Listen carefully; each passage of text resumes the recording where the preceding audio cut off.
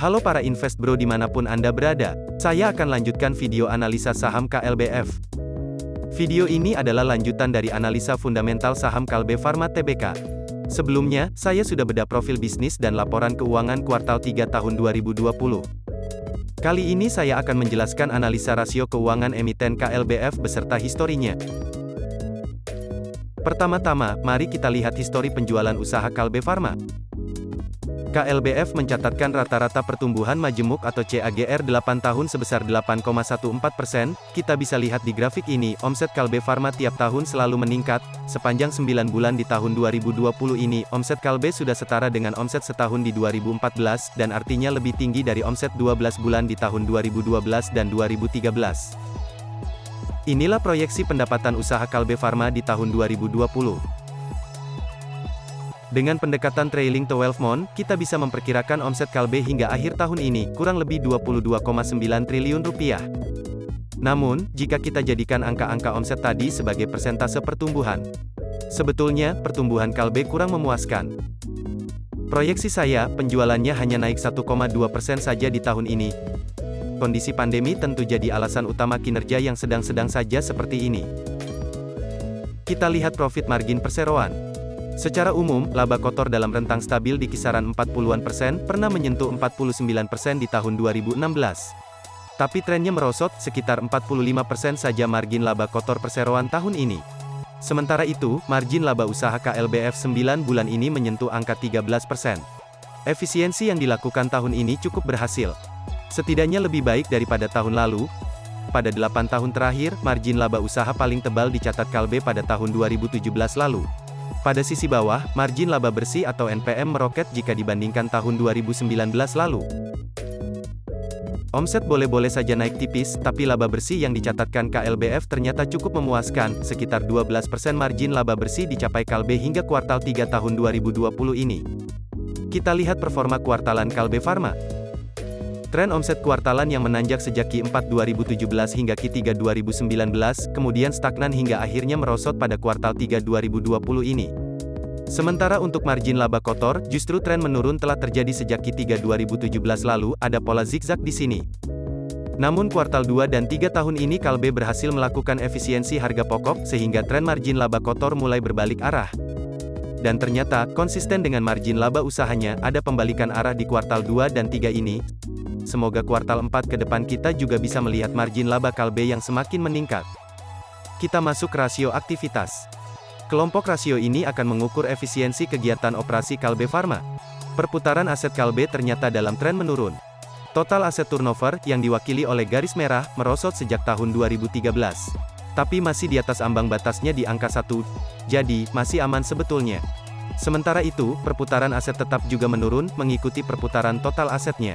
Jika kita telaah lebih lanjut, memang kenaikan aset tetap Kalbe Farma pada 8 tahun terakhir memang luar biasa cepat. Aset tetap KLBF sudah naik 3 kali lipat sejak 2013. Kenaikan aset ini tidak diimbangi kenaikan penjualan yang setara, sehingga menyebabkan rasio perputaran asetnya menurun. Perputaran piutang usaha tercatat pada tren menurun secara bertahap pada 4 tahun terakhir, menyebabkan durasi piutang tersebut disimpan oleh Kalbe makin lama, sebelum akhirnya bisa dikoleksi kasnya. Perputaran persediaan tampak berada pada tren peningkatan. Semakin tinggi turnover, maka perseroan akan menyimpan persediaan lebih singkat sebelum akhirnya dapat dijual kepada pelanggan. Sementara itu, perputaran utang usaha meningkat pada 2 tahun terakhir. Tampaknya, manajemen lebih konservatif. Tidak mau lama-lama menahan utang usaha, lebih cepat dilunasi, lebih baik. Secara agregat, siklus modal kerja KLBF tersaji pada grafik ini. Modal kerja merupakan siklus yang terjadi mulai dari pembelian persediaan, membayar utang usaha, menjual barang dagangan, hingga mengoleksi penjualan kredit tersebut kembali menjadi saldo kas. Semakin rendah siklusnya, maka modal kerja ini berputar lebih cepat. Sehingga, semakin efisien aktivitas yang dilakukan perseroan. Tampaknya siklus modal kerja paling efisien terjadi pada tahun 2016 dan 2019, kemudian, terlihat dari durasi piutang yang dipegang, tampak Kalbe cukup kesulitan menagih piutangnya menjadi kas. Padahal, persediaan barang dagang Kalbe justru makin lancar terjual kepada pelanggan. Rasio imbal hasil KLBF. Kita lihat bahwa ROE dan ROA emiten Kalbe berada dalam tren menurun sejak 2013. Seperti yang saya jelaskan sebelumnya, akuisisi aset yang sangat signifikan beberapa tahun terakhir ini belum bisa diimbangi dengan kenaikan penjualannya.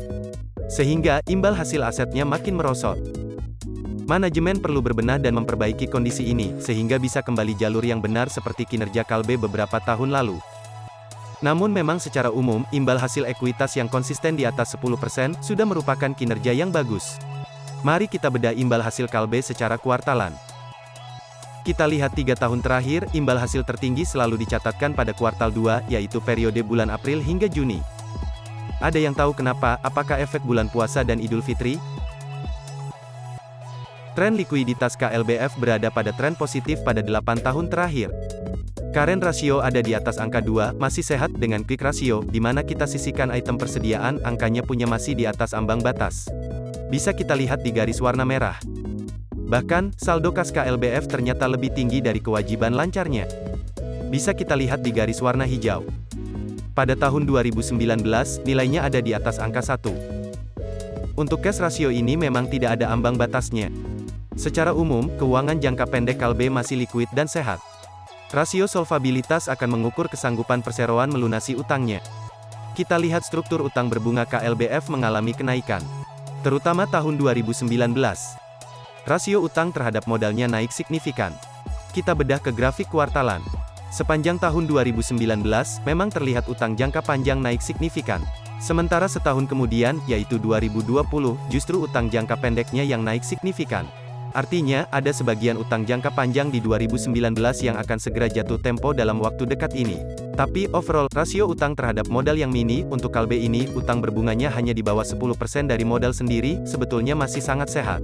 Masuk ke kategori valuasi berbasis harga pasar. Kita akan menggunakan harga per tanggal 30 September tahun 2020 dan tanggal 27 November tahun 2020 sebagai dasar perhitungan. Beberapa hari lalu, tersiar kabar bahwa Kalbe Farma akan membagikan dividen interim. Total yang akan dibagikan adalah senilai 281 miliar rupiah. Ini cukup menarik. Saya coba mengolah data dari Kustodian Sentral Efek Indonesia atau KSEI. Biasanya, Kalbe tidak membagikan dividen interim. Kita lihat di sini frekuensi pembagian dividen setiap tahun hanya sekali saja, setiap tahun. Jadi ini adalah dividen final. Tapi di 2020 ini, Kalbe membagikan dividen tengah tahun. Artinya, nanti akan ada lagi pembagian sisa dividen finalnya. Menarik. Dividen yield KLBF sangat mini. Hanya 1%. Ini terjadi karena valuasi harga sahamnya selalu tinggi di beberapa tahun terakhir. Secara proporsi dengan laba bersihnya, atau dikenal dengan payout ratio, Kalbe rata-rata membagikan sekitar 40% laba bersih sebagai dividen kepada pemegang saham. Jadi, karena di tahun ini ada dividen interim sekitar 13,5%, maka kita perkirakan masih ada lagi sekitar 23 hingga 35% dari laba usaha yang akan dibagikan sebagai dividen tahunan. Kita menuju metrik berikutnya.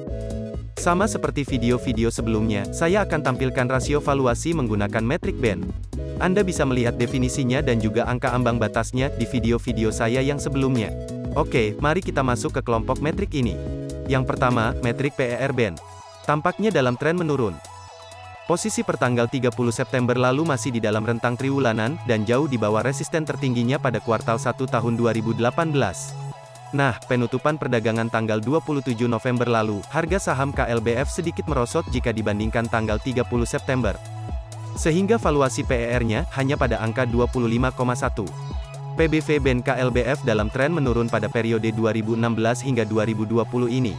Per tanggal 30 September ini, PBV KLBF ada di angka 4,06. Masih dalam rentang historinya KLBF. Sementara pada tanggal 27 November lalu, KLBF ditutup setara dengan PBV senilai 3,88. Masih jauh dari valuasi tertingginya, yaitu kuartal 3 2017. Waktu itu PBV tertingginya adalah sekitar 6,34 kali. Per tanggal 30 September lalu mencapai angka 3,19 kali. Sementara, untuk tanggal 27 November valuasinya agak turun jadi ke 3,04 kali. Masih ada ruang untuk kenaikan, KLBF pernah dihargai setara 4,44 kali pada kuartal 3 tahun 2016 lalu. Metrik keempat, EV to EBITDA. 5 tahun terakhir, saham Kalbe Farma berada dalam rentang valuasi 10 hingga 23 kali. Valuasi dengan angka 10 ini, pernah dicatatkan Kalbe pada kejatuhan saham bulan Maret tahun 2020 lalu. Per akhir September ini, valuasinya sudah naik cukup signifikan menjadi 18,79 kali. Dan per tanggal 27 November turun sedikit menjadi 17,89 kali. Dari analisis kualitatif dan kuantitatif yang dijelaskan, Anda tentu sudah menyelami seluk-beluk emiten ini. KLBF merupakan pemimpin pasar di industri farmasi swasta di Indonesia. Kinerja operasional KLB beberapa tahun terakhir masih tidak sebaik periode 2012 hingga 2015 lalu. Namun, manajemen masih berupaya untuk memperbaiki kondisi ini. Secara umum, posisi KLB di industri ini masih tidak tergoyahkan. Lalu, bagaimanakah menurut Anda, apakah ini saat yang tepat untuk beli sahamnya? Atau malah sebaliknya, inikah momentum yang pas untuk menjual saham KLBF bagi investor yang sudah pegang sahamnya? Kalau begitu, mari kita lihat sekilas pergerakan harga saham Kalbe Farma. Ini adalah candlestick bulanan KLBF. Ini adalah candlestick mingguan KLBF. Yang ini adalah candlestick harian KLBF. Sepertinya menarik jika kita analisa harga saham KLBF menggunakan analisis teknikal. Di video berikutnya, kita akan coba mengulik dimensi momentum pada saham KLBF. Klik tombol like jika video ini bermanfaat bagi Anda. Subscribe channel ini untuk selalu mendapatkan wawasan baru tentang investasi. Stay healthy and happy investing.